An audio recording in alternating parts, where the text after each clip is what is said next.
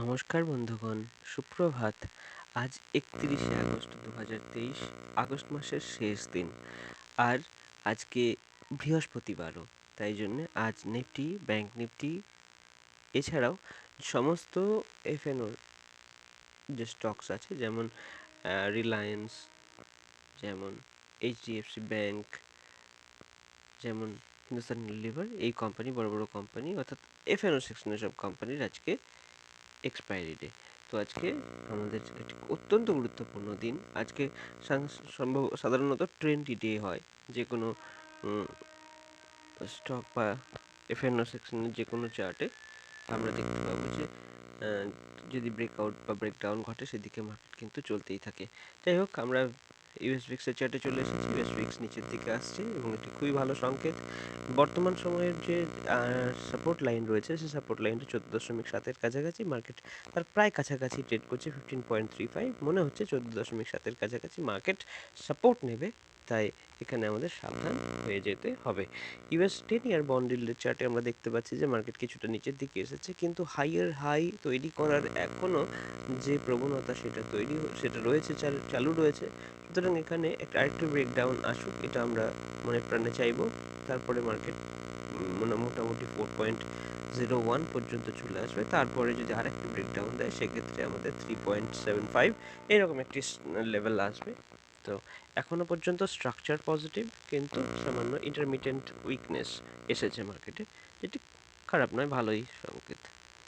এরপর চলে যাবো ইউএস অয়েল অর্থাৎ ক্রুড অয়েলের চার্টে। ক্রুড অয়েলের চার্টে কিন্তু অতটা শুভ সংকেত নয়। মার্কেট আবার উপরের দিকে যাচ্ছে, 82-র কাছাকাছি ডলারে চলে গেছে। এরপরে আমরা চলে যাচ্ছি ন্যাসডাকের চার্টে। ন্যাসডাকের চার্টে দেখতে পাচ্ছি এটা রেঞ্জ বাউন্ড যে একটা পরিস্থিতি, সেটা কিন্তু মার্কেট মনে হচ্ছে এখনো পর্যন্ত সময় অতিবাহিত করবে। 15,467, 15,450 এই লেভেলটা মার্কেট বেশ কিছুদিন সময় অতিবাহিত করবে বলেই মনে হচ্ছে। S&P 500-এ দেখতে পাচ্ছি একটা ব্রেকআউট এসছে। ইন্টারমিটেন্ট যে একটা সাপোর্ট ট্রেন্ড লাইন ছিল, যে একটা রেসিস্ট্যান্স ছিল 4451-র কাছে, সেটি মার্কেট একদম ডিসাইসিভলি ভেদ করে উপরের দিকে চলা শুরু করেছে। সুতরাং এখানে একটু রিট্রেসমেন্ট যদি আসে 4450, 4460 এরকমের কাছাকাছি, তখন মার্কেটে লং হওয়া উচিত হবে।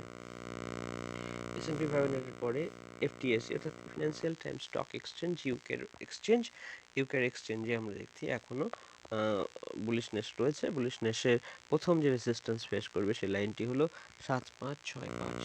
এরপরে ডাউ জোন্সের চার্টে যদি যাই, তো সেখানে দেখতে পাচ্ছি মার্কেট যথেষ্ট স্ট্রেংথ দেখাচ্ছে। মার্কেটের ছোট রেজিস্ট্যান্স ছিল 34,440-এর কাছে, সেটিকে সুন্দরভাবে মার্কেট অতিক্রম করে উপরের দিকে চলা শুরু করেছে। মার্কেট সম্ভবত একবারের জন্য 35,500 কাছাকাছি যাবে।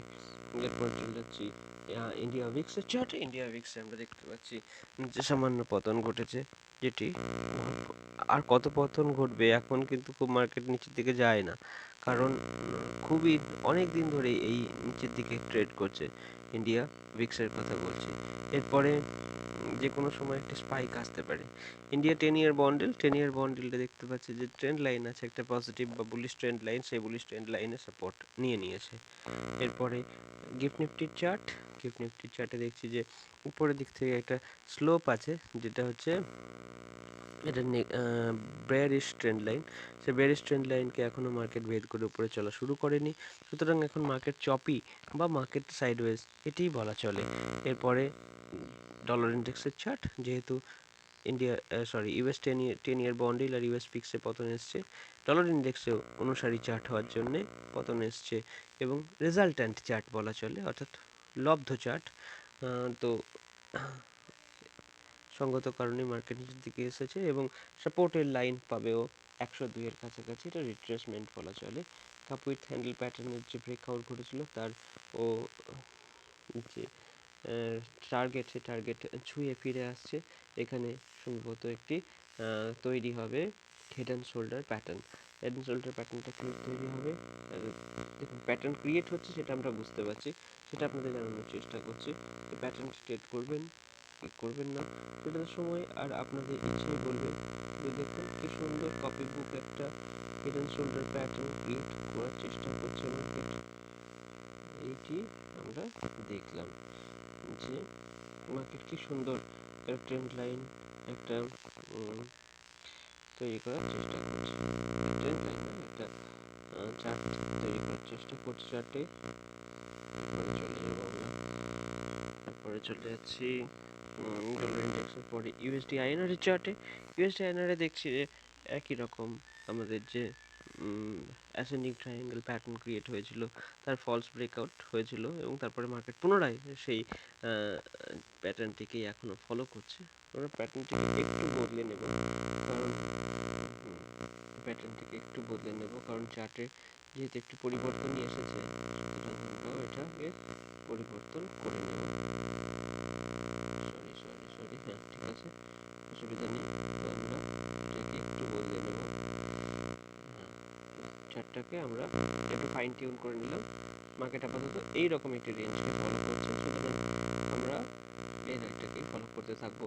মার্কেট একটু যদি নিচের দিকে আসে আমরা আবার লং যাওয়ার চেষ্টা করব, যেহেতু মার্কেট সেরকমই একটি স্ট্রাকচার দেখাচ্ছে। এরপর চলে যাব ইউরো ইউএসডির চার্টে। ইউরো ইউএসডিতে দেখতে পাচ্ছি যে সঙ্গত কারণেই আবার স্ট্রেংথ আসছে। স্ট্রেংথ এলেও মার্কেট আপাতত যে একটি প্রথম রেসিস্ট্যান্স ফেস করবে 1.1 এর কাছাকাছি, মার্কেট এখন রয়েছে 1.01-এ, হয়তো 1%-এর আপসাইড কিন্তু এখন দেখাই যাচ্ছে। এরপর চলে যাচ্ছি Baltic dry ইন্ডেক্সে। Baltic dry index দেখার জন্য আমাদের চার্টের চেঞ্জ করতে হবে লাইন চার্টে। লাইন চার্টে চেঞ্জ করে দেখছি যে মার্কেট একটা পজিটিভ বা বুলিশ ট্রেন্ড লাইন চলছে। এই বুলিশ ট্রেন্ড লাইনে মার্কেট এখানে সাপোর্ট নেওয়ার চেষ্টা করছে। এরপরে চলে যাব পরবর্তী চার্টে, বিটকয়েনের চার্টে। বিটকয়েনের চার্টে দেখছি যে মার্কেট ব্রেকআউটের পরে সামান্য রিট্রেসমেন্ট ঘটানোর চেষ্টা করছে। রিট্রেসমেন্ট হলে 26,500-র কাছাকাছি মার্কেট একবার ঘোরার জন্য আসতে পারে, একবার এই লেভেলটিকে দেখে যেতে পারে। ব্রেকআউটের পরে মার্কেট একটা নিয়ে উপরে যাবে, তাই নাও হতে পারে। মার্কেট একটু রিট্রেসমেন্ট হলে আমাদের এন্ট্রির স্থান আমরা নির্বাচন করে রাখলাম। ইথেরিয়ামেও একই রকমের চার্ট। ইথেরিয়ামেও মার্কেটের রিট্রেসমেন্ট ঘটছে। রিট্রেসমেন্ট ঘটলে 1703 নয়, মার্কেটে রিট্রেসমেন্টের লেভেলটি হলো, সরি ভুল বলেছি, 1677-এ আমাদের পুরোটাই এন্ট্রি আসবে। এরপরে চলে হচ্ছে ব্যাংক নিফটির চার্টে। ব্যাংক নিফটির যে রেঞ্জে অনেকটা সময় অতিবাহিত করেছিল, সেই রেঞ্জটি ওর খুবই প্রিয়, তাই সেই রেঞ্জটি ছেড়ে বেরোনোর চেষ্টা ও করছে না, থাকার চেষ্টা করছে। লেভেল হলো 42,700 থেকে 44,500-র কাছাকাছি।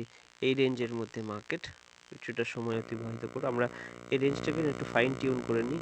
এটা ফাইন টিউন করে নিলে বর্তমানে যে রেঞ্জটা হচ্ছে একটু ফাইন টিউন করা দরকার হয়ে পড়েছে, কারণ সেই লেভেলটি মার্কেট ভালো করে পালন করছে, সেটার মধ্যে আমরা থাকবো।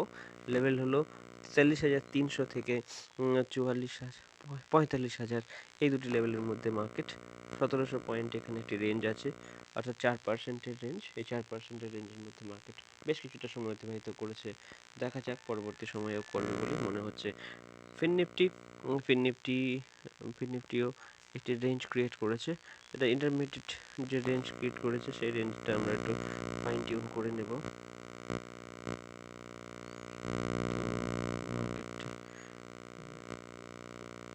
যে রেঞ্জটা রয়েছে সেই রেঞ্জটায়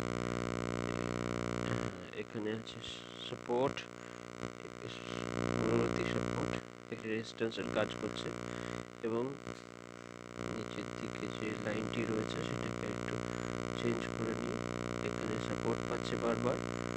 তো এই লেভেলের মধ্যে 19,500 থেকে 20,000 এই 500 পয়েন্টের রেঞ্জের মধ্যে মার্কেট বেশ কিছুটা সময় অতিবাহিত করবে বলে মনে হচ্ছে। এরপরে যদি এর উপরে ব্রেকআউট দেয়, তাহলে আমরা তখন ব্রেকআউট ট্রেডও করব।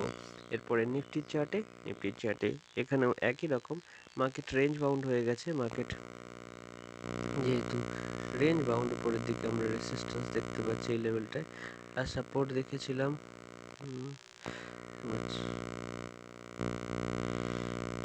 ঠিক করে নিই। এখানে দেখতে পাচ্ছি বারবার সাপোর্ট পাচ্ছে, আর রেসিস্ট্যান্স যেখানে বেশ পাচ্ছে সেটাও লাইনটাও আমরা একবার মার্ক করে নেব। রেসিস্ট্যান্স এখন পাচ্ছে এই লেভেলে। তো এই সাপোর্ট রেজিস্ট্যান্সের লাইনের মধ্যে মার্কেট যতক্ষণ আছে, মার্কেটকে সাইডওয়েজ ভেবে আমরা ট্রেড করব। এরপরে সেন্সেক্সের চার্টটাকে একটু ফাইন টিউন করা দরকার হয়ে পড়েছে। সেন্সেক্সের চার্টেও দেখছি যে মার্কেট এরকম একটি রেঞ্জ, ছোট রেঞ্জের মধ্যে ফেঁসে আছে বেশ কিছুটা সময় ধরে। সেই রেঞ্জটাই আমরা মান্যতা দেব। তো মার্কেট 65,100 থেকে 66,000 এই লেভেলের মধ্যে মার্কেট এখন সাইডওয়েজ আছে। শেষে গোল্ডের চার্টে যাব। গোল্ডের চার্টে দেখুন আমরা অনেকদিন ধরেই অনুমান করছি যে মার্কেটে একটা ডাব্লু প্যাটার্ন ক্রিয়েট হবে এবং ডাব্লু প্যাটার্নের টার্গেট লাইন হয়ে যাচ্ছে 1982 বা 80-র কাছাকাছি। তো আমাদের 1980 পর্যন্ত অপেক্ষা করব। এখন মার্কেট 1945-এর কাছাকাছি আছে, তাহলে মার্কেটে আমাদের একটা টার্গেট লাইনে পৌঁছে যাবে। ততক্ষণ পর্যন্ত আমরা অপেক্ষা করব। আজকের অ্যানালিসিস এটুকুই। দেখা হবে পরবর্তী ভিডিওতে। সাবধানে থাকুন, ভালো থাকুন, আর ট্রেড করার সময় অবশ্যই আপনাদের যা রুলস আছে সেগুলো ফলো করুন। ধন্যবাদ, ভালো থাকবেন সকলে।